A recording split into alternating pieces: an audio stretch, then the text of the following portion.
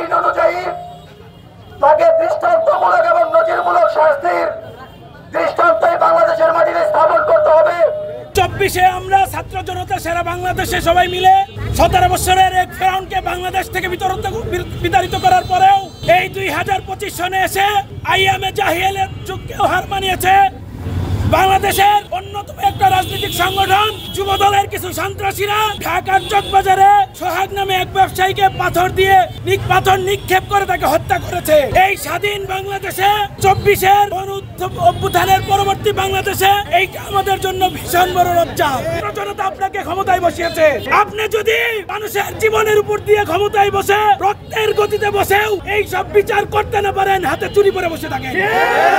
সেটি আমাদের ধামাচাপা দেওয়ার জন্য সেই ঘটনাটি আমরা পেয়েছি 11 জুলাই। 9 তারিখে পাওয়ার কথা ছিল, বাট এই ঘটনাটি 9 তারিখে সংঘটিত হয়েছে, বাট আমরা পেয়েছি 11 জুলাই।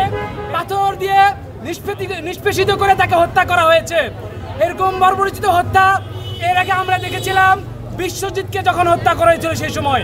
আমি বলতে চাই যে জুলাই গণ অভ্যুত্থানের পরে 1 বছর অতিবাহিত হওয়ার পরেও একটি সরকারের কাজ আসলে কি ছিল?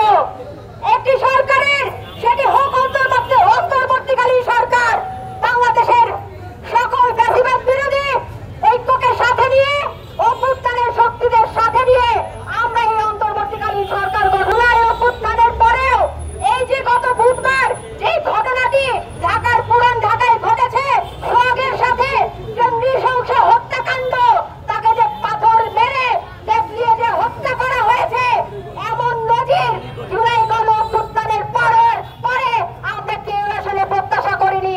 আমরা দেখবো আমাদের দেশে একজন স্বরাষ্ট্র উপদেষ্টা রয়েছেন হয়েছিল, এরপরে আজকে পর্যন্ত যত হত্যাকাণ্ড হয়েছে, যত খুন হয়েছে, যত ধর্ষণ হয়েছে, আমরা দেখবো আমাদের ইন্টারিম সরকার কিংবা স্বরাষ্ট্র উপদেষ্টা কোন ধরনের দৃষ্টান্তমূলক শাস্তির ব্যবস্থা তারা করতে পারেনি।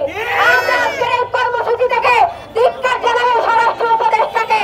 আমরা দেখবো যখন আসিয়া হত্যাকাণ্ড হলো, আমরা দেখবো যে যখন মুরাদনগরে ধর্ষণের ঘটনা ঘটলো, একজন নারীকে বিভৎস করে তাকে নির্যাতন করা হলো, আমরা দেখবো যে একটা ঘটনা যখন বাংলাদেশে ঘটে এবং পরবর্তীতে যখন সেটি ভাইরাল হয় সোশ্যাল মিডিয়ায়, তখন আমাদেরকে ভেলকি দেখানোর জন্য, আমাদেরকে নানান ভাবে লোক দেখানোর জন্য আসামিদের গ্রেফতার করা হয় ঠিকই, কিন্তু পরবর্তীতে তাদের কোনো শাস্তির নজির আমরা এই বাংলাদেশে দেখতে পাইনি। অভ্যুত্থানের পরে আমরা বলতে চাই স্বরাষ্ট্র উপদেষ্টা বিভিন্ন প্রশাসনের কর্মীদেরকে আমরা দেখিয়ে দেন, আপনারা ভেবেছেন, আপনারা মনে করেছেন যে আপনারা হয়তো ক্ষমতায় চলে এসেছেন কিংবা ক্ষমতার কোন একটা কেন্দ্রে হয়তো আপনারা পৌঁছে গেছেন, যার কারণে আপনাদের যত চাঁদাবাজি রয়েছে, আপনাদের যত দখলদারিত্ব রয়েছে, আপনারা তো আপনাদের নেতা কর্মীদের নিয়ন্ত্রণ, আপনাদের সুবিধার জন্য বলি, আপনারা দীর্ঘ 15 বছর আপনারা মজলুমের সংখ্যায় দাঁড়িয়েছিলেন, আপনারা মজলুম হিসেবে চিহ্নিত হয়েছিলেন, কিন্তু অভ্যুত্থান পরবর্তী বাংলাদেশ